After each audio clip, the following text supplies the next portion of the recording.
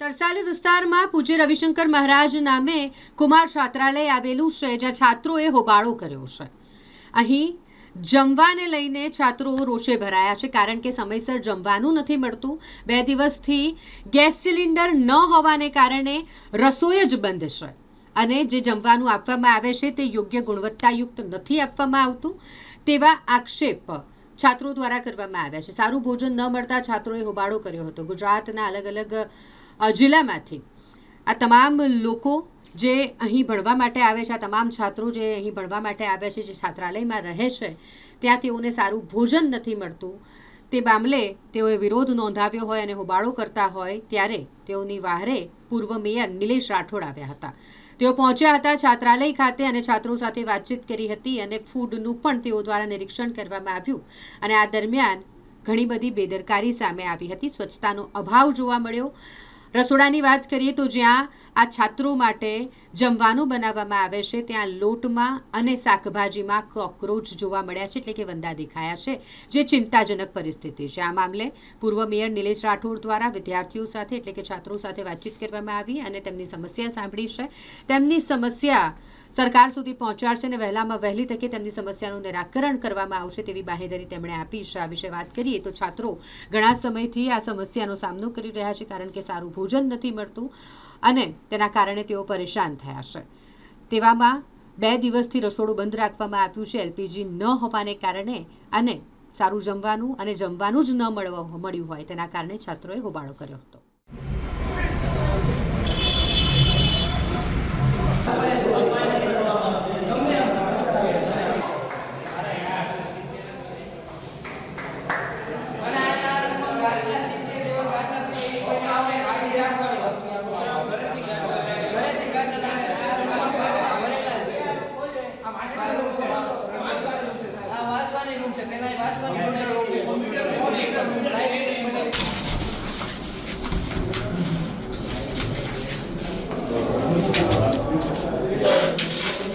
અહીંયા તમે રોટલી બનાવે છે, રોટલી પણ આ લોટ છે, લોટ એક બંધાશે, એક પાણી પૂરી કરશે, એક રોટલી બનાવશે. કોન્ટ્રાક્ટ લીધેલો છે રસોઈ બનાવવાનું. એટલે કોઈ કોન્ટ્રાક્ટર ને આપેલું છે ને આ કોન્ટ્રાક્ટ. અને તને રસોઈ બનાવવાનું. હા બરોબર. હવે કેટલા છોકરા છે? 60 છોકરા છે. 5 છોકરા. સવાર સાંજના 60 છોકરા. સવાર સાંજના સવારના 60 એટલે એ જ સવારના 60 ને સાંજે 60. હવે તું આ મસાલા આ રીતે નાખે છે. આ મસાલા છે બરોબર. આ રીતે તેલ આ રીતે આનું આ રીતે અંદર જીવડા પડે. મારી વાત સાંભળ, તારા ઘરે 10 જણનું રસોડું હોય ને, આટલા લગાવી. હમણાં બનાવવાનો તો એટલે બધા બોલ્યા ને બનાવું શાક. નહીં ને હવે થાય છે તમારો રોજ આવવાનો જ છે બરોબર. વાત સાંભળ, હું જે બધા આપેલા ભાઈ મારી વાત સાંભળો, તમે મને સાંભળો. અમારી વાત નહીં, હું જે પૂછું ને એનો જવાબ આપો. એ બી નહીં, મને જ જવાબ આપો તમે. કેમ એ લોકોને તમે આટલા ગવર્મેન્ટ તરફથી આવ્યા છે ને, ગવર્મેન્ટ ગુજરાત ગવર્મેન્ટ આપ્યા છે ને, કોના માટે આપ્યા છે? છોકરાઓ માટે આપ્યા છે ને, તો કેમ 1 મહિનાથી અંદર પડી રહેવા દીધા છે? નવા સત્ર આ લોકો અત્યારે રહે છે એમનું અમારી પાસે નથી. અને અમારી પહેલી ઘરેલી મગાવી કે ગાંઠાની સુવિધા ગવર્મેન્ટ તરફથી તમને એના માટે આ લોકોની માટે આપે છે ને, અત્યારે આપી દો બધાને. અત્યારે બધાને ગાંઠલા આપી દો. છોકરાઓને ખુલ્લું જ છે, તમે તમારી રીતે લઈ લો. હવે એ ગાંઠલા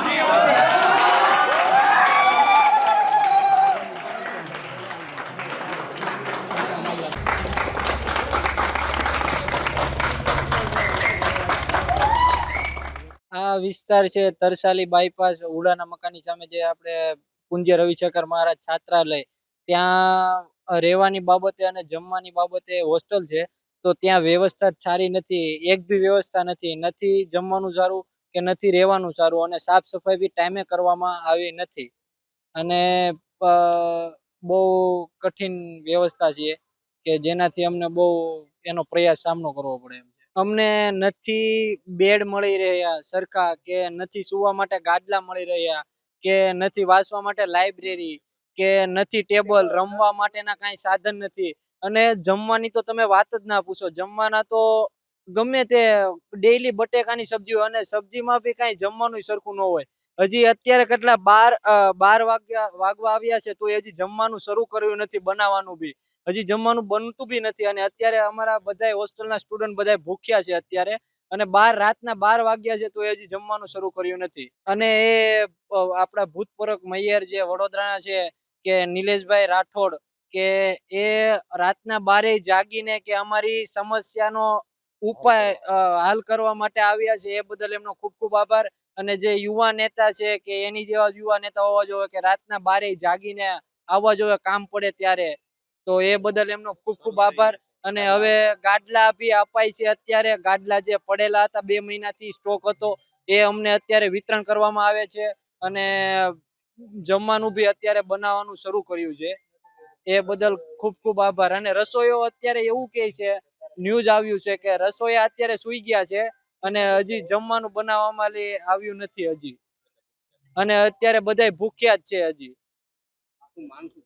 અમારી માંગ એવી છે કે જમવાનું અમને સારું મળે, અને આ ફેસિલિટી બહુ સારી, કે અમે એવું તો નથી કેતા કે હાઈ ફેસિલિટી નું, પણ જે બેઝિક જે કે જીવન જરૂરિયાત જે વસ્તુ હોય એ અમને પૂરી પાડે, પ્રોવાઈડ કરે, અને જમવાનું સારું કરે, અને રહેવા માટે સાફ સફાઈ રાખે, એવી અમારું કહેવાનું છે. મારું નામ છે અભય આહિર. આ તરસાલી વિસ્તારની અંદર ઓબીસી એસટી એસસી ના વિદ્યાર્થીઓ માટેની સ્પેશિયલ ગવર્મેન્ટ દ્વારા હોસ્ટેલ બનાવવામાં આવી છે, જે ગુજરાત બરોડા શહેરની બહારના જે વિદ્યાર્થીઓ અહીંયા માટે ભણવા માટે MS યુનિવર્સિટી હોય, પાર્લામેન્ટ અલગ અલગ યુનિવર્સિટીમાં વિદ્યાર્થીઓ ભણે છે, એમના માટે આટલી સરસ ગવર્મેન્ટ દ્વારા વ્યવસ્થા કરવામાં આવી છે.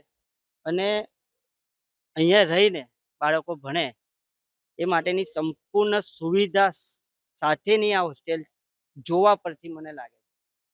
પણ અહીંના વહીવટકર્તાઓ જે છે એ વહીવટકર્તાઓ બિલકુલ ધ્યાન નથી રાખ્યું.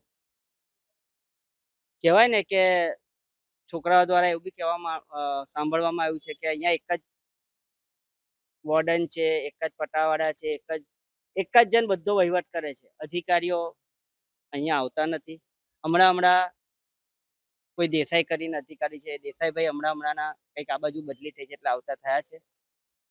જ્યારે ગવર્મેન્ટ આટલી બધી બાળકોની ચિંતા કરીને સુવિધા આપતા હોય, આજે તમે જુઓ કે મેં જાતે ત્યાં રસોડામાં જઈને જોયું, રસોડાની પરિસ્થિતિ એવી હતી કે જોવા એવી નથી. કઢી જોઈ તો કઢી પાણી જેવી હતી, શાકભાજી સડેલું હતું. તો ગવર્મેન્ટે જે ફેસિલિટી આપી છે એનો દુરુપયોગ જે અધિકારી કરી રહ્યા છે એ તદ્દન ચલાવી લેવાય એમ નથી. કારણ કે આ લોકો બિચારા દૂર દૂરથી આવતા હોય, હોસ્ટેલમાં ભણતા હોય, અત્યારના 12 વાગી ગયા છે તો પણ એ લોકોને હજી જમવાની વ્યવસ્થા કરી નથી. જમવાની વ્યવસ્થામાં એવું હોય, કદાચ ગેસનો બાટલ, હમણાંની પરિસ્થિતિમાં ગેસનો બાટલની તકલીફ હોય તો મારા આયા પછી અત્યારના જમવા બનાવવાની એ લોકો કઈ રીતે શરૂઆત કરી શકે છે? એટલે એનકેન રીતે વિદ્યાર્થીઓને હેરાન કરવામાં આવે છે. છેલ્લા 2 વર્ષથી જાણવા મુજબ કે છેલ્લા 2 વર્ષથી છોકરાઓ ઠંડીમાં બી ઠંડા પાણીથી જ નાય છે. એટલે કહેવામાં આવે ને કે સરકાર આવા બાળકોને ભણાવવા માટેના જે પ્રયાસો કરતી હોય છે અને જે ફેસિલિટી આપતી હોય છે, જે એમનો હક છે એમને આપતી હોય છે, પણ છતાં પણ આ જે તંત્ર છે, આના લગતા વળગતા જે અધિકારીઓ છે, એમને શું ધ્યાન રાખ્યું એ મહત્વની વસ્તુ છે. અમારા ધ્યાનમાં આવ્યું છે, અમે અમારા શહેરના જે મંત્રી છે મનીષાબેન, એમને પણ ટાઈમ લઈને મળવા જઈશું, છોકરાઓને પણ મળાવીશું. બીજું કે આ લોકોને ધમકાવે નહીં, આ લોકોને બીવડાઈને રાખે છે કે તમે કોઈ કમ્પ્લેન કરશો તો આમ કરીશું, તેમ કરીશું. એટલે છોકરાઓને પણ મેં કીધું છે કે હું તરસાલીમાં જ રહું છું, એક બૂમ પાડશો આવી જઈશ, મારો નંબર બી આપું છું. હવે મારું મન એવું કહે છે કે અઠવાડિયામાં એકવાર મારે અહીં વિઝિટ કરવી જોઈએ, અઠવાડિયામાં એકવાર વિઝિટ કરવી જોઈએ. ને આ દૂર દૂરથી જે બાળકો ભણવા આવ્યા છે અને આ જે અધિકારી છે, જે એનું તંત્ર છે, એ લોકોને આવવાથી સુધારો એમને લાવવો પડશે. કારણ કે આ કઈ એમની પેઢી નથી, આ તો ગુજરાત ગવર્મેન્ટે બાળકો માટેની આ સુવિધા ઊભી કરી છે. બાળકોને સુવિધા ઊભી થાય એના તમામ ખર્ચાથી લઈને બધું જ ગવર્મેન્ટ કરે છે, છતાં પણ અધિકારી લોકોએ જે આ લોકો જોડે વર્તન કર્યું છે, છોકરાઓ ગભરાય છે, બોલતા જ નથી કે અમને કાઢી મૂકશે. 2 વર્ષથી ઠંડુ પાણી આવે છે, તો આયા પછી ખબર પડી છે. એટલે ચોક્કસ 100% પગલા લેવામાં આવશે ને મેં કીધું એમ હવે તું 15 દાડે અઠવાડિયે એકવાર હું અહીં આંટો મારી સજા છોકરાઓ જોડે, એટલે મને અંદાજ આવી જ જશે. અને કોઈ ધમકાવશે તો એ બી ચલાવી નહીં લેવાય.